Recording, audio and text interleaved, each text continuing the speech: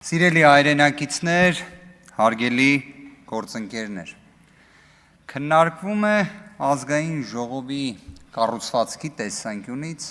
ամենաառանցքային նշանակություն ունեցող մշտական հանձնաժողովի նախագահի թեկնածության հարցը։ Նախքան մշտական հանձնաժողովի բուն գործունեությանը եւ դրա շրջանակներում ներկայացված հարցերին անդրադառնալը,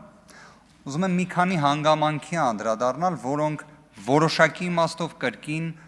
կապ ունեն պաշտպանության եւ անվտանգության մշտական հանձնաժողովի հետ։ Կարծես թե մի օրինաչափություն է դարձել օգոստոսի 2-ից քննարկվում է ազգային ժողովի կառուցվածքի, ինչպես նաեւ ընտրություններին մասնակցած ուժերից Բարգավաճ Հայաստան կուսակցության ձայների խնդիրը։ Եկեք մի հատ ճշգրտում մտցնենք, որ հնարավոր է մեր հայրենակիցները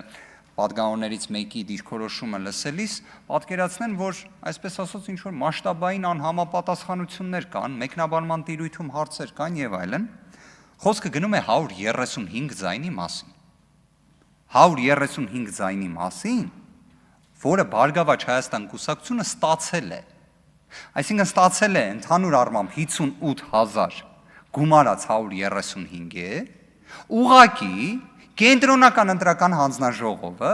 երկու ընտրական տեղամասի արդյունքները անվավեր ճանաչելով հանեց այդ 135-ը եւ ինչպես շատ ճիշտ պատգամավորը նշում էր, վերածեց այն անճշտության։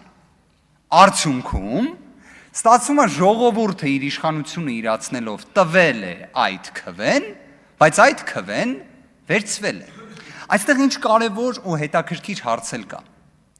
Ընտրատարածքային ընտրական հանձնաժողովը այդ երկու ընտրական տեղամասերում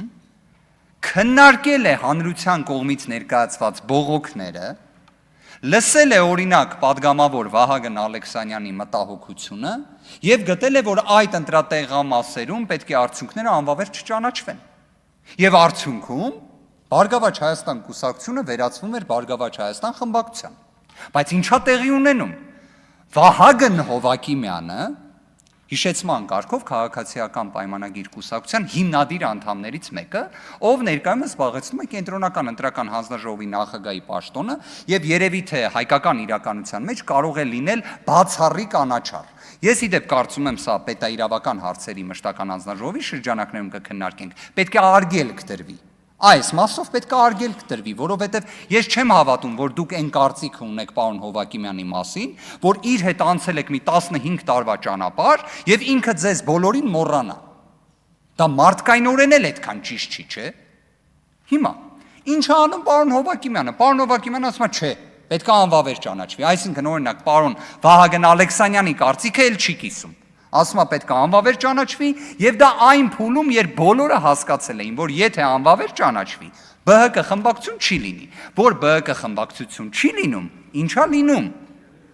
Քաղաքացիական պայմանագիր խմբակցությունը ունենում է մանդատների այնպիսի կշիռ, որը բավարար է լինում 3/5-ը ունենալու։ Հիմա այստեղ էլ եկեք, քանի որ պարոն Գաբրելյանն էր այս հարցին անդրադարձել, մենք իրավունքի ոլորտում, հատկապես քրեական իրավունքի, հաճախ ունենք սենց մի գործողություն։ Փորձում ենք բացահայտել շահագրգռվածությունը։ Այսինքն ով ունի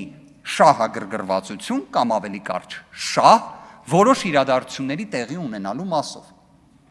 Կարծես թե դա քաղաքացիական պայմանագիր խմբակցությունն է, որովհետև 3/5-ը չունենալու դեպքում կարծես այդքան էլ հարմար չէր լինի։ Եթե այդպես չի, իդեպ դրա լուծումն էլ կար։ Դա մանրամասն սահմանադրական դատարանում ներկայացրել ենք, դա էլ մի այլ առիթով կքննարկենք։ Բայց հիմա դուք կմտածեք, լավ, այս պատմությունը ինչ է, ինչպես է առնչվում պաշտպանության անվտանգության մշտական հանձնաժողովի հետ։ Այս երկու ընտրական տեղամասերի արդյունքների անվավեր ճանաչելու հանգամանքը ունեցել է հիմք։ Այն վերաբերում էր զինծառայողների կողմից քվեարկությանը։ Զինծառայողների կողմից քվեարկություն, որը կազմակերպվել էր 20:00-ին հաջորդող ժամանակահատվածում։ Մի դեպքում այն տևել էր շուրջ 4 ժամ, մեկ այլ դեպքում այն տևել էր շուրջ 2 ժամ։ Արդյոք այստեղ խախտում կա, թե ոչ, եկեք հիմա դա դնենք մի կողմ։ Կարծում եմ դրա վերաբերյալ առնվազն հրապարակավ բազմաթիվ անգամներ անդրադարձ կատարել ենք։ Բայց ով է չակերտներում կամ առանց չակերտների մեղավորը, երբ զինծառայողները իրենց ընտրելու իրավունքը իրացնում են այդ ժամին։ պետությունը։ Արդյոք մենք չենք կարող գալ այն օբյեկտիվ հետևության, որ պետությունը փաստացի ունենում է միշտ իր գրպանում մի միջոց ընտրական տեղամասի արդյունքների անվավեր ճանաչման։ Ցանկացած պահի, այսինքն դա ունենում է որպես մի ապահովագրման մեխանիզմ։ Ուշ ժամի ներկայանան, որ երբ հետո պետք լինի, ընտրատարածքային օրինակ չճանաչի անվավեր, կհնճանաչի։ Արդյոք տենց չի ստացվում, այս օրինակը արդյոք դրա մասին չի, արդյոք այս ռիսկի մասին չի, հիմա ոնց պետք է լուծվի զինծառայողների ընտրելու իրավունքը։ Իդեպ այնպես լուծվի, որ իրենց ընտրելու իրավունքի ամենակարևոր բաղադրիչը ազատ կամքը երաշխավորվի։ Ես անկեղծ եմ ասում, ես գտնում եմ սա ոչ թե նոր խնդիր է, սա այո, տևական ժամանակ առկա խնդիր է, բայց խնդիր է, որին պետք է լուծում տրվի։ Որովհետև թող ներեն ինձ մեր բոլոր զինծառայողները, բայց ընտրելու կամքի տեսանկյունից, եթե օրինակ 50 հոգով մարդիկ խմբավորված գան ընտրատեղամաս, դիտորդական առաքելություն իրականացնող հայտնի իրավապաշտպանը վստահաբար կասի, սա ընտրախախտում է։ Ընտրողների կամքի վրա ազդում են։ Տեսեք, կուտակված եկել են ընտրատեղամաս։ Բայց զինծառայողների դեպքում ի սկզբանե է միշտ են ծարվում։ Լուծում պետք է մտածել, կարծում եմ միանշանակ պետք է մտածել։ Մյուս հանգամանքը, այս խնդիրը ի վերջո, մենք չենք խոսում 100 կամ 500 ձայնի մասին։ Առնվազն այն տվյալը, որը ԿՀ-ի կողմից հրապարակված տվյալների տեսանկյունից ենք նայում, շուրջ 17000 քվեի մասին ենք խոսում։ Իդեպ այս մասով էլ ընտրական օրենսգիրքը վերահսկողական մեխանիզմներ չի տալիս։ Օրինակ, եթե այլ անձանց դեպքում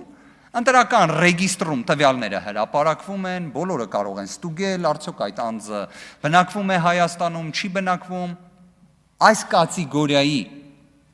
ընտրողների մասով կա սահմանափակում, այսպես ասած գաղտնի ցուցակների։ Սա խնդիր է ընդհանուր ընտրության հավասարության տեսանկյունից եւ այլն, կարծում եմ միանշանակ։ Կրկին իդեպ հիշեցման կարգով 135 ձայնը նշանակություն է ունեցել մի խմբակցություն լինի թե չլինի։ 135 ձայնը, այս դեպքում խոսում ենք 17000 ձայնի մասին։ Ընդհանուր առմամբ պաշտպանության եւ անվտանգության հարցերի մշտական հանձնաժողովի կոնտեքստում հիմնականում խոսվում է զինված ուժերի մասին, բայց այս մշտական հանձնաժողովը իր մեջ ներառում է թե ազգային անվտանգության ծառայության, թե նաեւ ներքին գործերի նախարարությանը ազգային ժողովի խորհրդարանական վերահսկողության տեսանկյունից։ Եվ ելույթի շրջանակներում որպես հարցադրումներ, որոնց կարող է նաեւ նախագահի տեխնացուն անդրադարձ կատարի իր ելույթով, կարծում եմ կներկայացնե երկուս։ Ազգային անվտանգության ծառայությունը արդյոք չպետք է իր կառուցվածքում բոլոր դեպքերում ունենար արտաքին հետախուզության ծառայությունը, թե ինքնին դրա որպես առանձին մարմին ձևավորումը, այսպես ասած ծայրահեղ անհրաժեշտություն էր։ Ի վերջո ազգային անվտանգության ծառայությունը ինստիտուցիոնալ իմաստով առավել քան ձևավորված կառույց է։ Արտաքին հետախուզության ծառայությունը, որը նոր է ստեղծվել, դե ինչպես նշեցինք, նոր է ստեղծվել։ Արդյոք այն մարտահրավերները, որոնք կան Հայաստանի Հանրապետության առջև, համաչափ են նրան, որ նշված լիազորությունը վերապահվի նոր ստեղծված մի մարմնի, որի ստեղծման անհրաժեշտությունը բավարար հստակ չէր։ Երկրորդ հանգամանքը դա ազգային անվտանգության ծառայության քննչական մարմինն էր, քննչական դեպարտամենտը։ Արդյոք ճիշտ էր այն տրոհել եւ նախատեսել քննչական կոմիտեի կառուցվածքում, թե պետք է կրկին վերադառնալ այն մոդելին, որը կար։ Իդեպ ինքս սրա վերաբերյալ միանշանակ դիրքորոշում չունեմ, բայց առնվազն գիտեմ, որ դեռևս նշվածը մասնագիտական հանրությունում քննարկվում է, եւ եթե դիտարկենք քննչական կոմիտեի հանրային ընկալելիության վստահության տեսանկյունից վերջին ժամանակաշրջանում այն քննադատությունը, որը ստանում է, ընդհանուր մինչեւ նաեւ մարդու իրավունքների պաշտպանի կողմից, կարծում եմ սա եւս մի հանգամանք է, որը խոսում է, որ միգուցե քննչական կոմիտեն իր կառուցվածքի լիազորությունների տեսանկյունից մի ինչ-որ սխալ ուղղությամբ է գնում։ Բայց սա արդեն պետաիրավական հարցերի մշտական հանձնաժողովի շրջանակներում կքննարկվի եւ ներքին գործերի նախարարության կամ հենց ոստիկանության լիազորությունների տեսանկյունից առնվազն կարծում եմ հանձնաժողովը եւ հանձնաժողովի անդամները պետք է գնահատեն հասարակական կարգի հանրային, այսպես ասած, առողջության տեսանկյունից իրավիճակը որը կատարվում է եւ տեղի ունենում Հայաստանում, հատկապես Երևան քաղաքում։ Շնորհակալ եմ։